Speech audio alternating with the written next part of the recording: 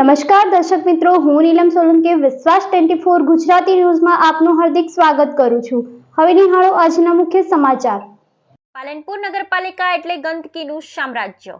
પાલનપુર નગરપાલિકાના ward number 4 જેમાં દરેક સમાજના મધ્યમ વર્ગના લોકો રહે છે, જ્યાં ભૂગર્ભ ગટર, નાની ગટરો કે જેવા કીડા ખદબદી રહ્યા, પાણીના બોરના વાલની હાલત ગંદા નાળાથી પણ બદતર હાલતમાં છે।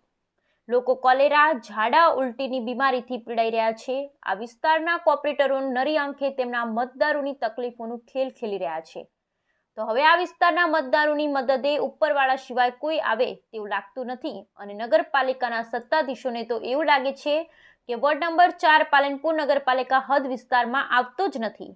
તો લોકો ઉપરવાળા સિવાય હવે કોની પાસે ન્યાયની અપેક્ષા રાખે?